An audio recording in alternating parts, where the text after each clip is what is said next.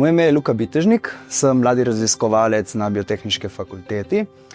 Raziskovalec pomeni, da sem doktorski študent in moja tematika je raziskovanje optimizacije gojenja medicinske konoplje.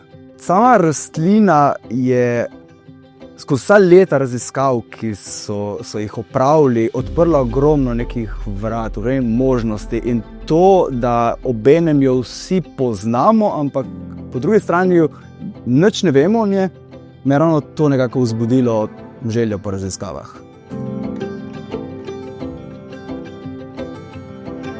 Tukaj pred nami je rastna komora Biotehniške fakultete, kjer se ukvarjamo z feminizacijo, oziroma žlahtnjenjem industrijskih sort konoplje.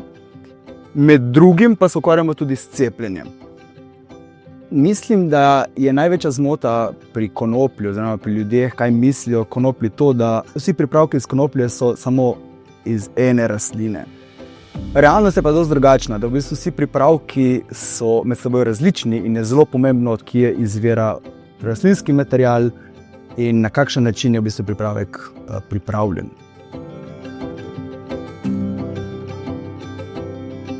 Najbolj me presenetilo pri konoplji to, čisto praktično, koliko hitro raste. In ravno z tega vidika je tudi zanimiva za raziskave, ker se lahko ogromno v kratkem času naredi in koliko je odzivna na okoljske neke parametre in v bistvu neke pristope, ki jih uporabljamo, kako hitro lahko izboljšamo pravzaprav.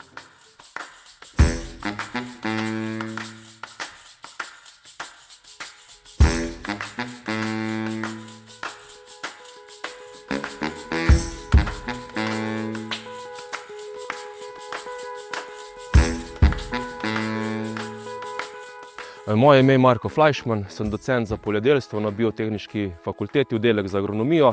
In v zadnjih dobrih 10 letih se ukvarjamo z raziskavami na industrijski konoplji. Vmes tudi nekaj na medicinski konoplji, drugače pa je kar glaven poudarek na industrijski konoplji. Naša prva slovenska sorta, ki se imenuje Fiona, je bila požlahtnjena na način, da smo izbrali dva zelo dobra starša. Ena je novosadska konoplja, to je stara srbska, pa Futura 75, to je pa ena zelo dobra francoska sorta. Tako da potomec Fiona se je tudi izkazala kot zelo potentna, da zelo visoke pridelke, tako stebelj kot semen.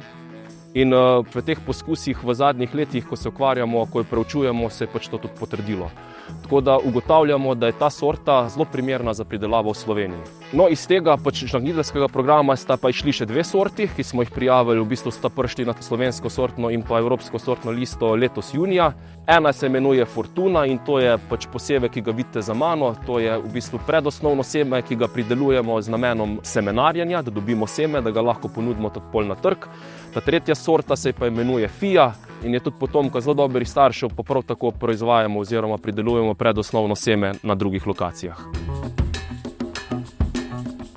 Zdi se mi pomembno za cel slovenski kmetijski prostor, da smo čim bolj samooskrbni. To ne pomeni samo, da imamo slovenske sorte, ampak imamo na trgu tudi seme teh sort, ki jih lahko potem pridelovalci uporabljajo.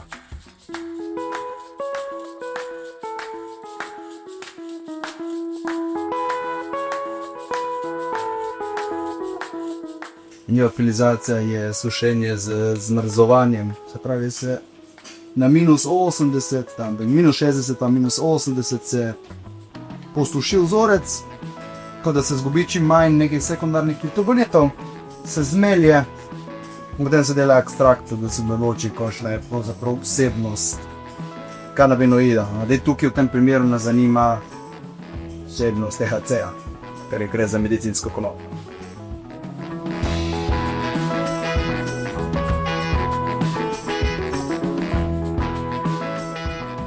Konopljo lahko uporabljamo tako za prehrano, kot za prehranska dopolnila, za zdravila in tudi kot materiale, ter v zadnjem času se tudi za biogoriva uporablja. Pravi, rastlina je zares vsestransko uporabna.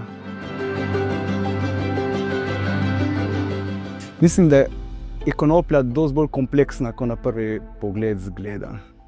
In mi moramo nameniti ogromno časa v raziskavah, pa tudi kot osebni pogled na samo rastlino, da jo nekako spravimo na maksimalen potencial.